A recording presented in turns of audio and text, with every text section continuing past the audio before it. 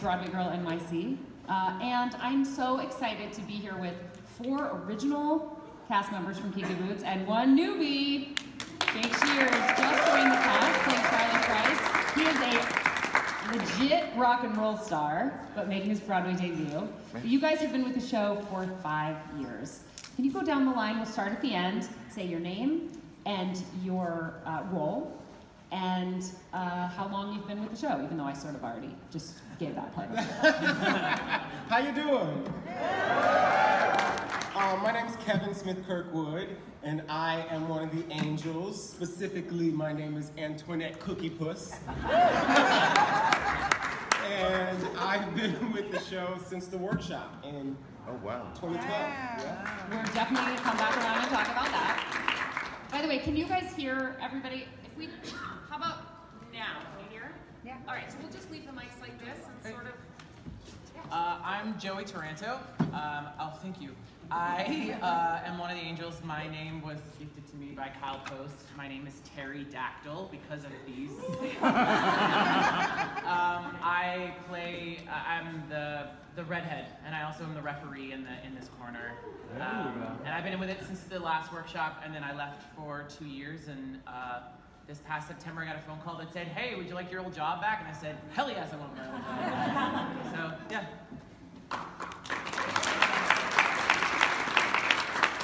Hi, I'm Charlie Sutton. I'm also an original angel.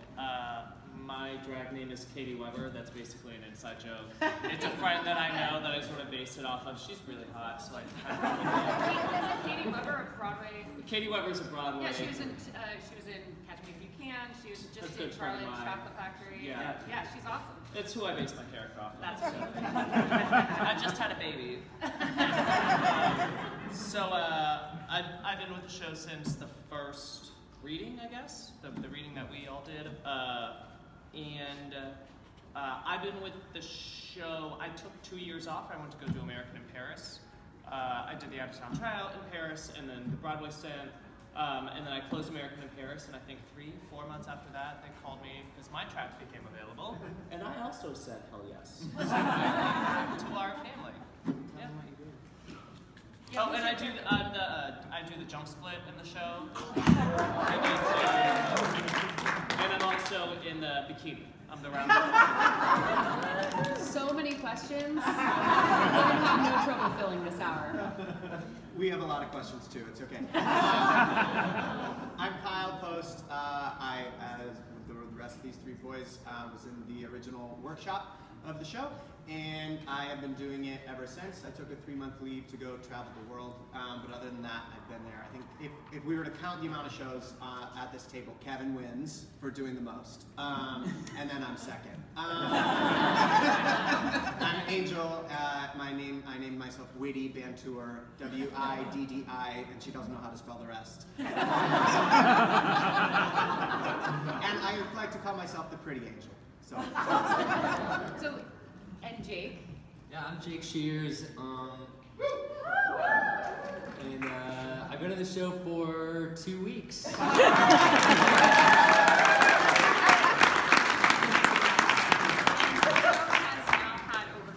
Over 2,000 performances. You guys just celebrated that milestone. I cannot even imagine. When you say that you've done the most shows and you've done the second most, how many would you guess? I guesstimated around 1,800. You've done it. Because I took 3 months off. Yeah. And for you? And I'm probably somewhere around 1,900. Wow. Yeah, because I've taken vacations, and then I think I had like a 3-week sprained ankle sort of a thing. But other than that, the occasional cold. I broke my foot 2 days after we opened. So we were all excited, and then I do my pose in the finale, and then I was supposed to step down, and my heel got stuck on the edge of the runway, and I fell. My heel was still stuck on the stage. So I got up, everybody's I fractured my 3rd and 4th metatarsal, and all I kept thinking is, "You're in a Jerry Mitchell show, get your ass up now and finish the number." So I got up and I finished the number, and my 4th metatarsal fracture rotated because of that. So they had to put a plate in my foot. So I didn't get to do the Today Show. I didn't get to do The View. I'm fine about it now. And I did get to do the Tony Tony's, but I was in a booth, so I stood in the back as a factory worker, and that was the year that was an amazing opening number with Neil Patrick Harris. I didn't get to do that. I'm sorry. But they arranged for you to be in the Kinky Boots performance, which is amazing. Jerry's amazing. All of the swings got to be a part of it. That doesn't always normally happen because it's expensive. But he arranged for the entire company to be in the show. It was very special. Wait, Joey, am now having a flashback to that day that you broke your toe, and it's in the finale. I'm the British flag in the end, so I'm 9 feet tall. Like, you can't miss us. We're dead center. And we're in a freeze like this, and I just see Joey sweating after he fell, and I went, "Girl, are you okay?" And he's like, "I don't know." I said, "You can get off stage if you have to." I'll be fine. Need your fire to take you down. You were a trooper, and then once it finished, you like collapsed. You were done. I was out.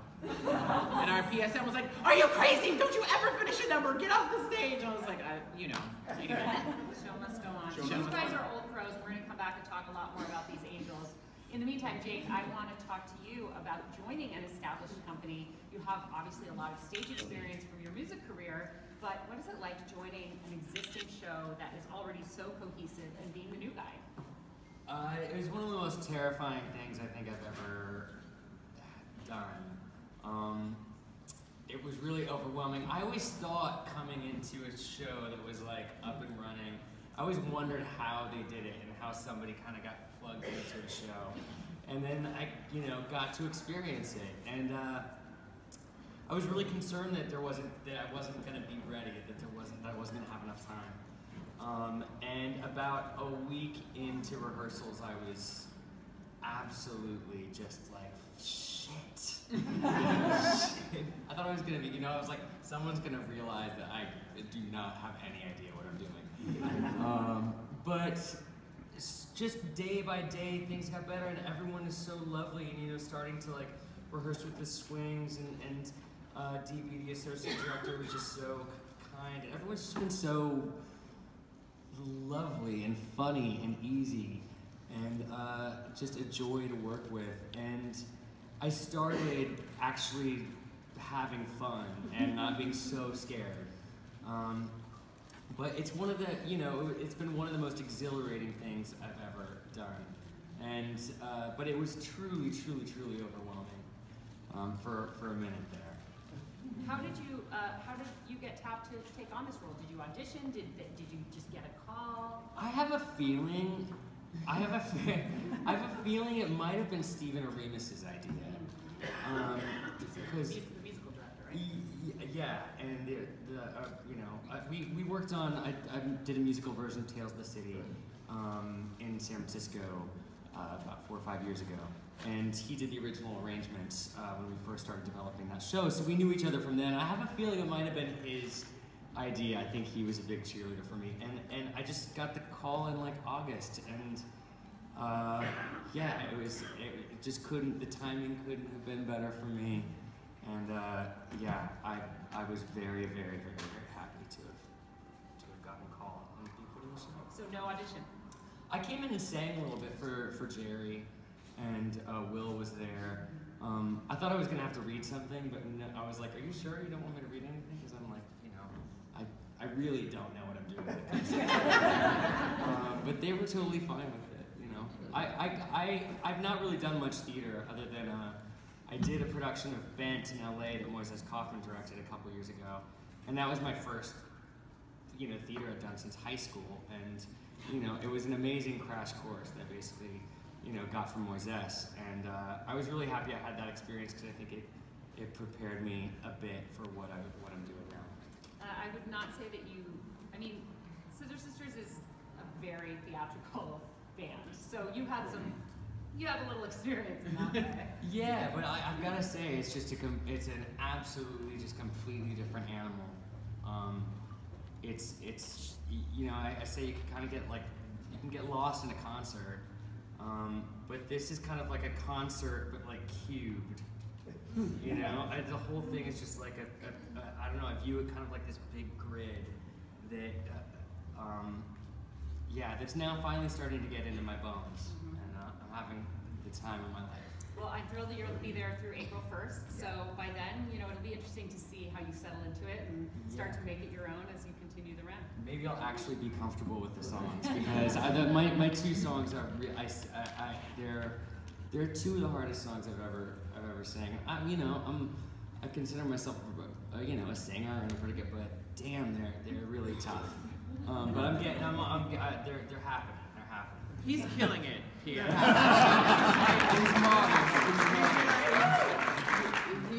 He jumped in and like did it, and you're killing it already. Thank you. I was like on the first I was really shitting myself on the first couple nights, and like I remember my first line on stage on my first night, my voice came out of my mouth, and I was like, who is that? It didn't even sound like who is that? And I was just really trying to like center myself, but yeah, it's been a lot of fun. How long did it take you to learn how to walk in those heels? They're really not that bad for some reason. I was pretty quick with them. Did they give you a pair to take home and practice with? No, I didn't take them home, but I wore them, every day. And there's like, I don't know how you all feel, but I feel like I'm sure you're so used to all those heels by now, but like my expiration is like a half hour. You know what I mean? Like, how about you guys? About 5 years. I hope it's longer than that because we want you around. 6, 7. 6 or 7. Yeah. Good answer. Let's go back in time. I want to hear about all of your audition processes. You want to ask him though? Yes. Why don't we start there? Yes, you do. Okay, so the first thing, so the breakdown, you guys all know what a breakdown is. It's like what a casting director puts out to say, here's what all the rules are for the show, so that agents and actors can know what they're looking for the show. And the breakdown said, Kevin, do you have it? It said something like, we need tremendous, versatile actor, singer, dancers. We need you to sing high, the higher the better. Dance in heels, the higher the better. If you think you're Beyonce, you're close. This ain't no job for no wallflower, was the last line of the breakdown. We all read wallflower, so we're all like, oh, okay. So they called me in to sing first, and I knew I had to sing really high, so I sang Carrie Underwood, Before He Cheats, a whole step below what she sings in it. And I was like, that's pretty good. So I finished, and Jerry goes, Queen, take it up a third. I was like, a minor third? He's like, yeah. I was like, I'm gonna crack. He's like, I don't care. So I went, hit it! And I started singing, and I got to like higher than what Carrie Underwood sings it in at this point. And I was like, ah. And I finished, and I went, ooh, girl, I was giving you Harvey Fierstein tones up there. And Harvey Fierstein was in the room. I left and I told my agent, I was like, I'm either gonna book this or I'm never gonna work on Broadway again. So they called me into the dance call, and Joey, you were there, and you were in mine as well. I was in that dance Unbeknownst to us, Charlie had choreographed a lot of the dance call, and they called it a mover's call. Okay. So a mover's call means a jazz square, and a grapevine, and we're good. A single pirouette, maybe. Maybe a single pirouette. So. But this is Jerry Mitchell. This is Jerry Mitchell. And there were like 50 guys in the room dancing. There were another 50 guys in the holding tank, and there were another like 50 guys to come for 6 roles. So the 50 guys I was in the holding tank, and the 50 guys who were dancing came out, and one guy comes out with ice on his hamstrings, crying with 2 people holding him to leave the room. Literally. And my thought process was, I've been bamboozled. This is not a mover's call. This is a dancer's call, and they're all like kicking with legs higher, like bigger than my entire body. So we got in, and they started teaching us the choreography, and the first bit was what you guys see in Raise You Up, like this bit, right? In the finale, it's like, oh, I got this. And then it went into a double pirouette, which I can't do, into a cartwheel, which I can't do. On the left side. Can't do either. Fine. A cartwheel into a split on the left side. Which I also can't do. All things I can do. Yeah. all my good sides. All my good sides can just Turns out, Charlie Sutton was to blame for much of this. So, I had a moment and I was like, I'm gonna look really dumb. I'm gonna look really stupid and they're all gonna laugh at me. I should leave, is what I thought in my head. And I like grabbed my bag. I was ready to go. I was like, I'm gonna look so stupid. I feel so dumb and like I'm not good enough. I'm gonna leave. But a voice in my head was like, you have more balls than that. Just stay and see what you can do. And I thought, okay, I can either not do this dance call well and hate every second of it, or I can not do this dance call well and find a way to have fun and just like be who I am. So being a thinking actress, I had brought I had a piece of gum with me by chance of God, and I was like, okay, I'm gonna make this work. So I put the piece of gum in my mouth, and we got to the dancing part of it, and it's me, a guy here, and a guy here, and everyone else is watching. Jerry Mitchell is sitting watching. And I'm like, oh, here we go. So I start chomping the gum, and I do like the bits. I'm like, ha ha ha, I'm playing like a ditzy fun character. Like, I can do all this stuff. When it got to the pirouette into the cartwheel into the splits, I took my gum out of my mouth and twisted it around my finger and looked at the other two doing it, and I just went, whoa!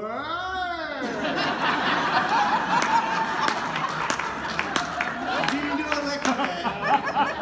And continued the choreography from there, and I will never forget, Kevin, I didn't even know you. Kevin went, I hate you. They were all looking at you. Jared was just looking at you. I was like, he's booked this. And the first day of rehearsal, Rusty Maury, our associate choreography, came up to me and was like, I will never, in all of my years of running auditions on Broadway, I will never forget your audition, and that's what booked you the show. Wow. It's a good story. I'm actually working on a blog about it as we speak. But it goes to show, yeah. I was not in the room. Thank God, because I would never heard the end of it from you. No. But it goes to show, like, they cast Kinky Boots based on a talent, obviously, but a lot of what you see up there, like, part of what makes Kinky Boots work is they cast individuals. And they cast, like, real people who have a real point of view with something to say on stage. They don't just cast, like, something bland. And I think all of the casting for 5 years has spoken to that. You see a piece of yourself in every character because they're original people. And I think that's wonderful. And that's to say, you know, as a performer, go into the audition and just be you. Yeah. And bring what you bring to whatever the piece it is that you're performing. And people will respond to that. And if you take a piece of gum in your hand. And if you do it, I just go copyright Kyle Post when you do it, and we're fine. So at that point, Charlie, you were already involved, obviously, if you had been doing some choreography in the show. Yeah, I was doing some pre-pro with Jerry at the time. We were probably doing like week 2 of pre-pro, so as far as dance call was concerned, I was fine. It's then I had to go sit with these fools who sing crazy high and try to keep up with the Kardashians.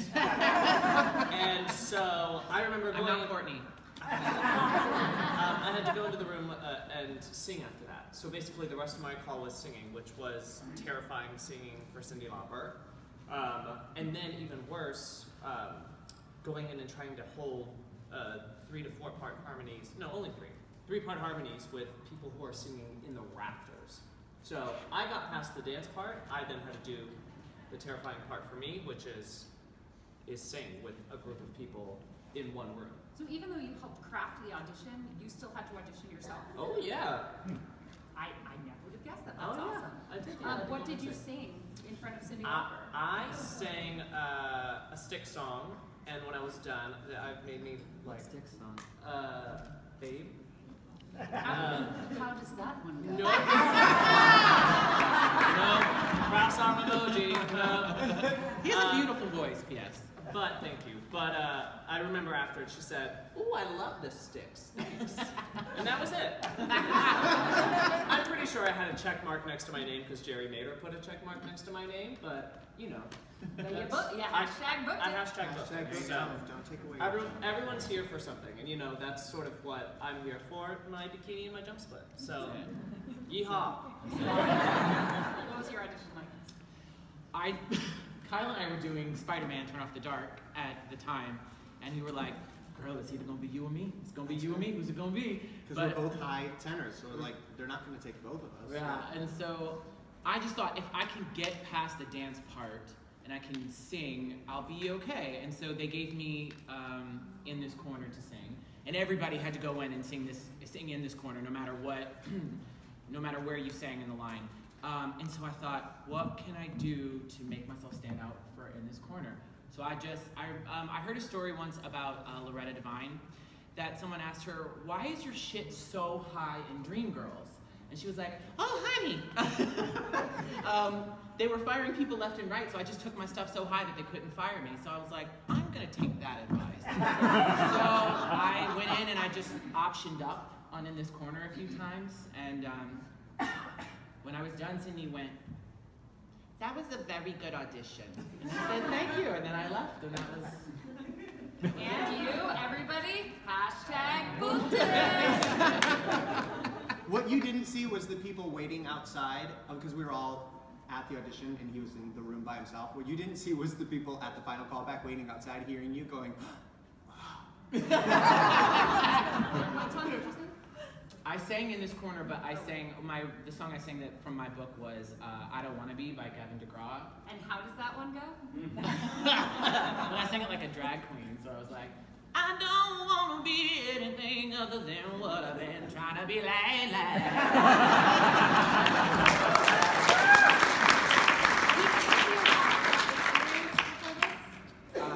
This one, Did any of you have experience. drag experience? Yes. Tell them your name. I was in a drag group called Dragapella, starring the Kinsey Six. Yeah. SICKS. Do you know the Kinsey Yeah, Six? we'll talk acapella later. I have a crazy acapella history. All right. As do I. College Glee Club, high school Amazing. team. Love it. Anyway, the Kinsey Six are an acapella drag group. They do political humor and satire, and they've been touring for, I guess, like 20, 25 years now. They're still going strong, getting amazing reviews. So that was wow, 2002, 3, and 4. I was a member of the Kinsey Six. I got my equity card understudying 2 of them off Broadway in their off-Broadway show.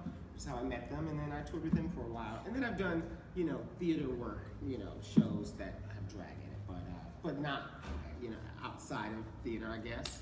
But yes, I definitely had some drag experience. In your audition, other than being mad at Kyle for skipping the cartwheel and doing the dumb thing instead, what was your audition process like? I remember my first audition.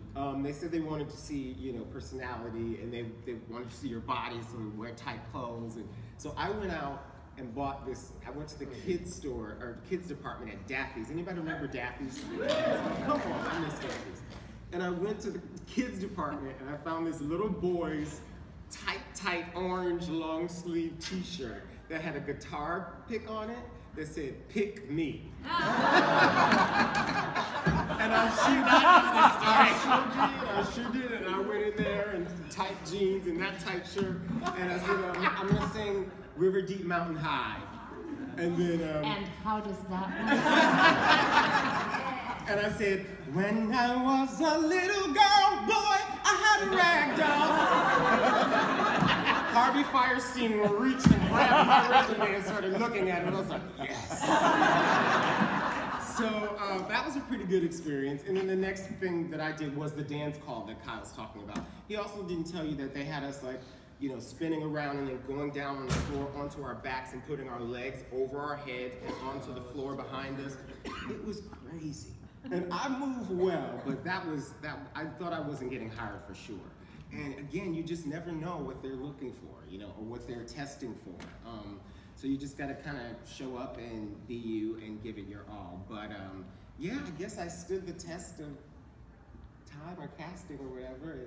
And you #moved it. And you're still here 5 years later. I have 2 questions. I want to know from all of you, probably most of you 4. One, how many ice packs do you go through in a week? And how much hair removal products do you go through in a week? Because some of those outfits are skimpy. Yeah. You do the most hair removal. I don't have a choice. You see that a lot. bikini. Yeah, it's not much. It's mostly just like armpit. You know what I mean? Since I'm in a bikini and the big pose I have is that, I just have to do that. Besides that, We shave every day. You have to shave your face. But not your legs?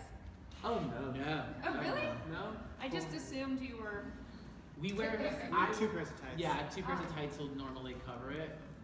We have to shave our chests. Sometimes these ladies have furry chests on stage.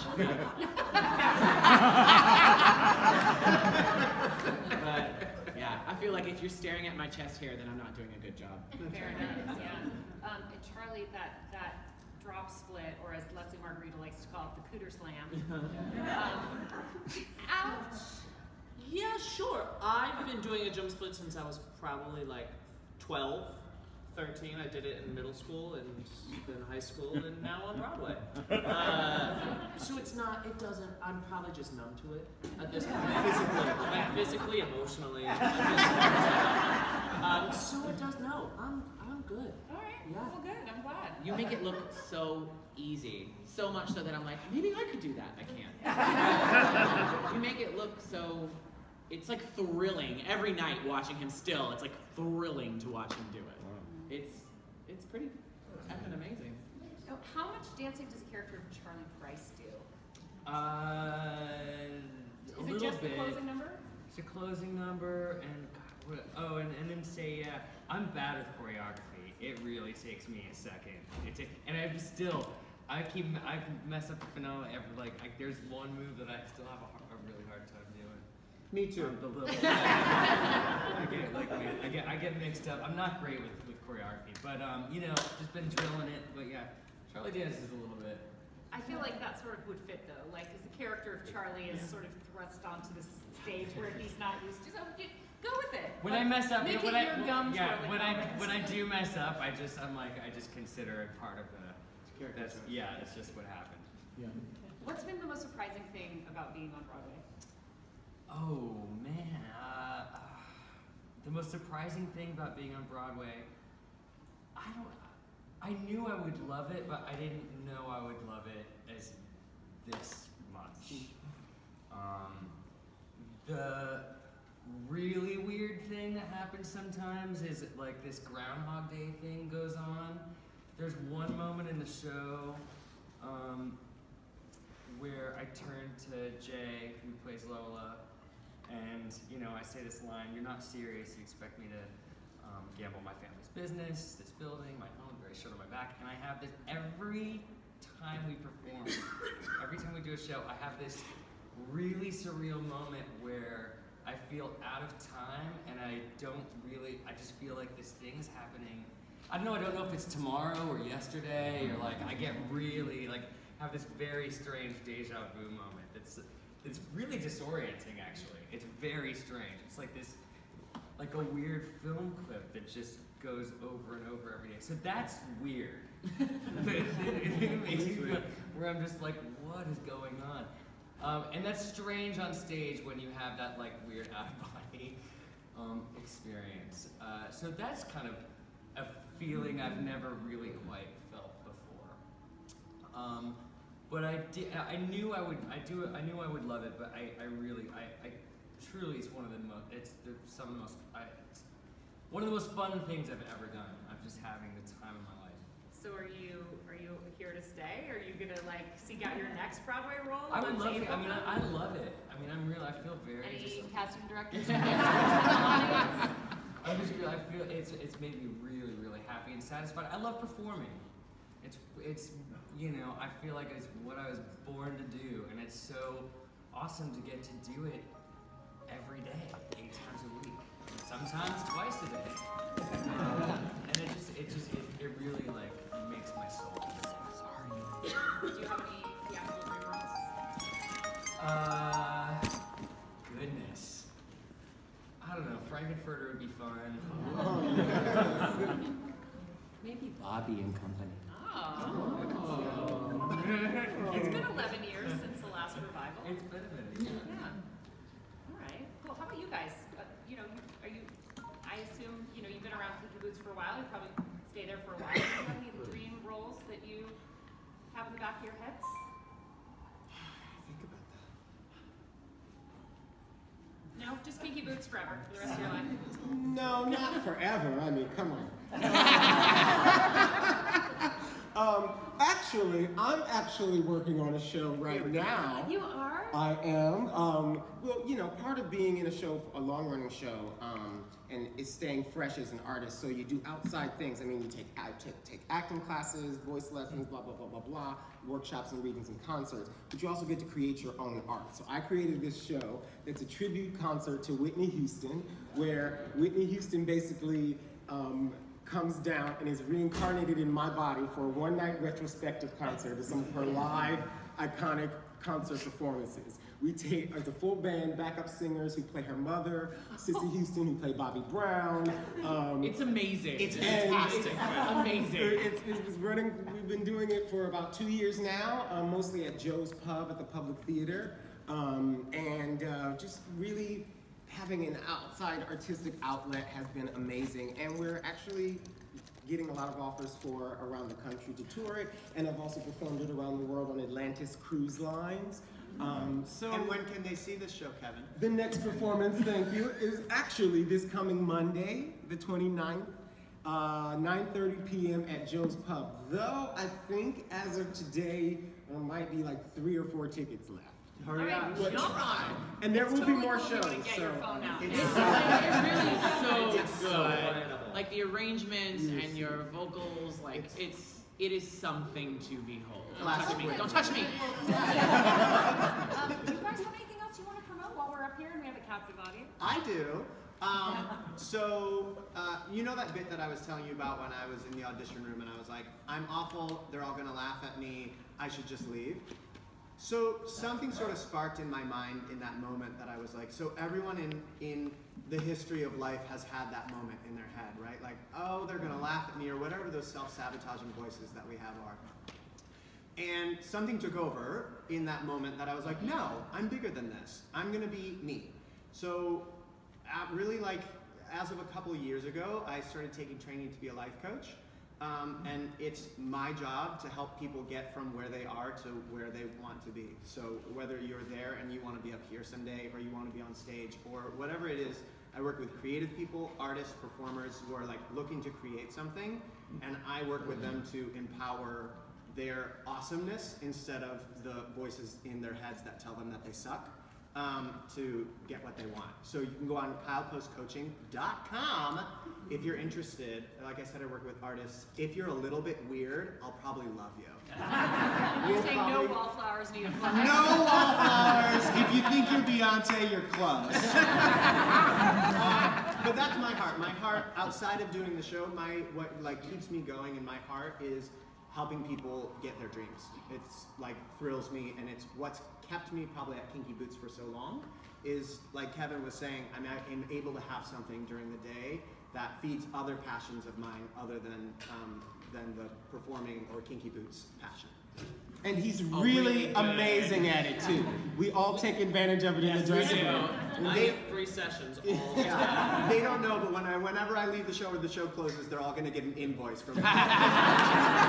Past 5 years. Okay, Charlie. Yeah, it's going to hurt. Yeah. He keeps on top of us in the best possible way. Which I'm actually writing a one-man show for myself. About growing up in New Orleans, a gay man, the son of a minister, and he's always like, "So, what's your date? What's your deadline? When you're gonna do this?" So it's really good. But Annalee Ashford and Nathan Peck are gonna direct it, and 2 of my favorite weirdos. So that's what I'm working on now. Do you guys want to throw out your social media handles too, so people can like get updates on these projects? Yes, sure. Whoa, I don't know. Joey Tarantula on Instagram. Kevin Smith Kirkwood, www.kevinsmithkirkwood.com. And I'm Kevin Smith Kirkwood on Instagram, Twitter, and Facebook. I'm Charlie Sutton 24. Very simple. Do you have any projects? Tell them what you have coming. So I'm transitioning off stage. I was supposed to transition off stage like a year and a half ago. I'm turning into a choreographer. No, I've been transitioning for probably like the last 5 years. But the big push has been in the past year and a half, especially this past year, with Jerry's help, with Rob Ashford's help. and a couple other director choreographers, I just got accepted to a big showcase called Dance Break, which is exclusively for musical theater choreographers, where they solely invite directors and producers to come see your work and see what you're up to and see if they can hire you for anything. So that's what I've been up to. So if you're a performer, a young performer, look for his face. You're going to see him in audition rooms sometime. And when you can't do the step, just twirl your gum. And I'll applaud you. Yeah, he's fantastic. Beautiful. We all are like family, I have to tell you. Like, we literally are like brothers. We've been together through so much for so long. Like, I can tell you what he's probably gonna say halfway before he's done, and same with all these boys. There's a lot of camaraderie and love, and we take care of each other. That dressing room is something else. Wow.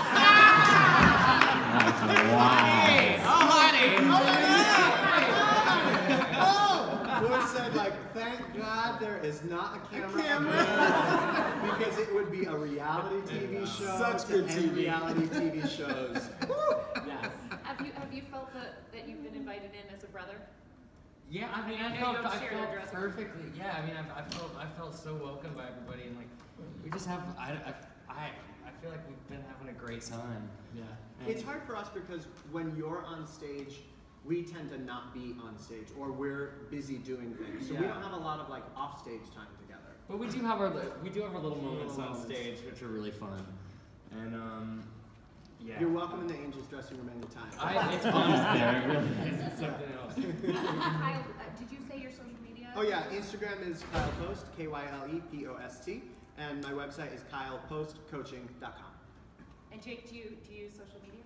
I do, yeah. I'm just at Jake Shears. On Twitter and Instagram. I've got a book coming out in a month that I've written called Boys Keep Swinging. For Atria, Simon & Schuster, which I'm really proud of. Tell us about it. It's a memoir that goes up to 2006, and I've worked on it for the last few years, and it's juicy, and I don't know, I'm really proud of it. I hope people like it. Available everywhere books are sold? Yeah, it comes out in 4 weeks, and then I've got an album coming out at the end of the spring, kind of right before this, on my first solo record. Amazing. Okay. So we have a few minutes left, and I was thinking maybe we'd turn it over to the audience. What do you think? Anybody have a question for these guys? We'll start here. Possibly very simply, did any of you, I mean, again, maybe not to Jake, since the show was already a thing for 5 years, however long it's been, but that's what you said. No, had you seen the movie, or did you anyway, or did you see the movie after you heard about it? I'm just curious how that happened. I saw the movie missed after. the question, it was, did you see the movie before you became involved in the musical? I saw it after because I had never heard of it, and I rented it and watched it. I saw it before I knew what it was. I thought it was a lovely, sweet, charming film, but it made sense when I heard that they were going to turn it into a musical because it just sort of screamed for, singing and dancing. There are a few numbers in the show when Lola performs, in the movie rather, but it needed some singing and dancing. But I thought it was sweet. Jake, did you see the show before you were I cast? moved out of New York right before the show opened, and was in LA. I've been living in LA and New Orleans, and really haven't seen much theater in the last week. So I didn't see it for the first time until August, and loved it. Did you agree to be in it before you saw it? No. I flew to New York and went to saw the show. That's good. Another question over here? When you're in a long-running show, how do you choose that it's time to move on? And when you're asked to come back, how do you know that it's the right time?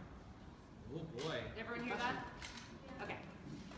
I'll start. Yeah. I left because that was actually the longest I've ever been in a show. I typically only stay with the show 6 months.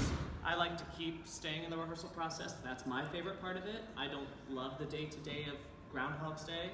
I like sort of like creating a show and building it and working with the artistic team. And then sort of once it's done, you can sit with it. You're contractually supposed to sit with it for about six months, and then you have the choice to either stay or leave. So I typically left, but for this one I stayed a very long time. I stayed about 1.5 years, and then I moved on because I had a show that felt interesting, and that's always sort of felt why I've left a Broadway show, is because it felt more interesting to start a new adventure. But when it came time and a spot opened up, this show especially, I don't think I would ever do it with any other Broadway show that I was in. This show has a family like no other that I've felt. From the crew to on stage, off stage, every part of this this theater and this show has a family element that is just, for lack of a better word, special. Yeah. And that's why I came back. It's because there's a heart. There's a heart in that building that is just lovely. I was fortunate enough, not that I'm complaining, I did 3 Broadway shows back to back. And so it was 6 or 7 years of 8 shows a week, and I just got burnt out. And I had other things that I wanted to do, and I just was, and I also, like, you know, my boyfriend and I have been together about to be 6 years, and we were just on opposite schedules, and I was like, I just need a break.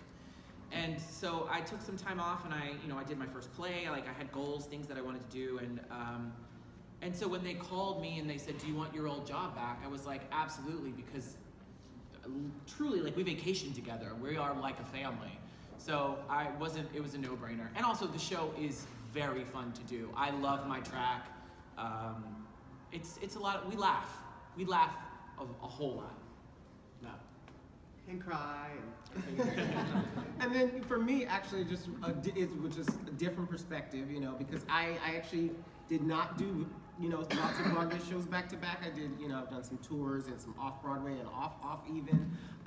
So landing, you know, a hit Broadway show was a pretty big deal. And so, you know, I was sort of grateful for that. And then I've turned down auditions for things, for opportunities that have come up because, you know, they've called it sometimes the golden handcuffs, actually, you know, because you know, it is a comfortable job situation and you think, is this situation worth leaving it for? And so, you know, I really have so much respect for the two of them for having the courage to leave and go do things that they really wanted to do, but we're happy to have them back. It's true. I have a question for Jake. The other 4 individuals, they were part of the development process, so they got to rehearse together throughout the process before the previews and during the previews, but how much time did you have to learn the role and then learn all the steps once you were hired, prior to your first time actually performing in front of an audience? I came in for like 5 days in September just to kind of go through the script with DB, the associate director, and just kind of read through everything just to sort of get my head around the show itself. And then I had like 3.5 weeks of rehearsals, but if I wasn't in rehearsal, I was at the show mostly, and I was usually on stage right in the wings, drilling the show. I mean, it got to where it was great because Stark Sands is, you know, who originated the role, was there, and I just shadowed him the whole time, and was basically, I'm sure everyone got so sick of me, and I actually got really sick of being there. By the time the first night came around, I was ready. I was like, I cannot watch this show one more time.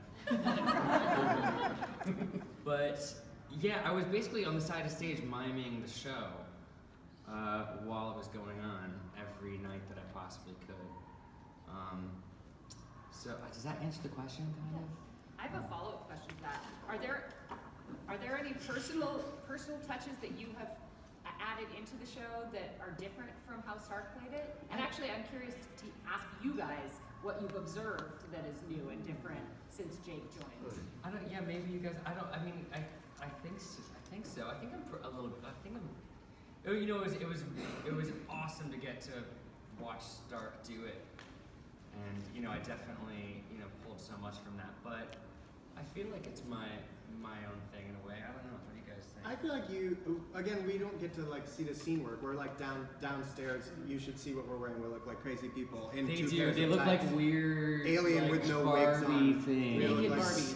Yeah. So you don't get to see a lot Follow of all of you on Instagram, and I expect you to post some solid behind-the-scenes photos. They're already up there.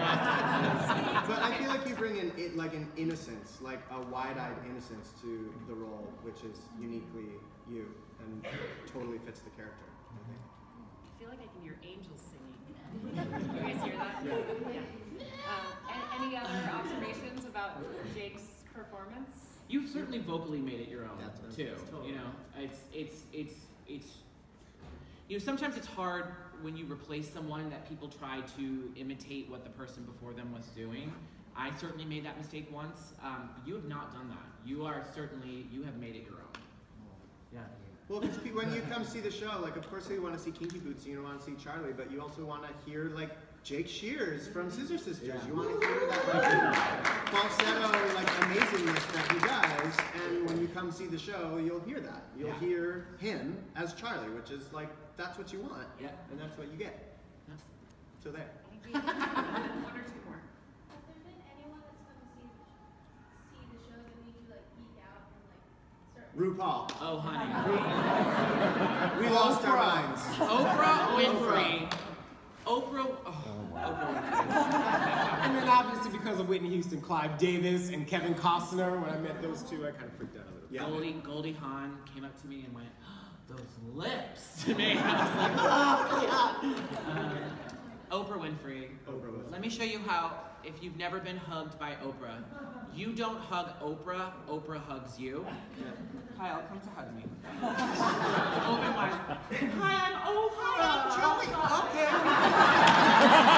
We're not hugging Oprah. She's hugging you. Did you know that Rue was there? Yes. And how did you go on? Like, oh, I would be so scared. I feel like she's like everything. Well, listen, we took an extra 10 minutes on the makeup. You put an extra cincher on. You're gonna pull out all the stops for Mama Rue. One of the angels actually had their makeup done for them by their drag queen friend. We won't name the name. Yeah, everyone just, you know, if you're playing a character in drag, that's the ultimate. Yeah. She's the president. Like, she wins. Yeah. So you want to do Mama Rue happy. And he's very sweet and kind and complimentary of the show. Everyone who sees it loves the show. That's the good news. Like, even if you had an off night, it doesn't matter. Like, the show is fantastic, and it is its own being. So any of you who have seen it probably know, and any of you who haven't, come on down to the Al Hirschfeld Theater. But it runs itself. It's just so good. Yeah. People end up on their feet. I see men in the front row, so one of the reasons I'm still doing the show. I see men in the front row who, when we come out for Shazam in full beat drag, are like this. And then in the end, I see them like this. And we're like, gotcha!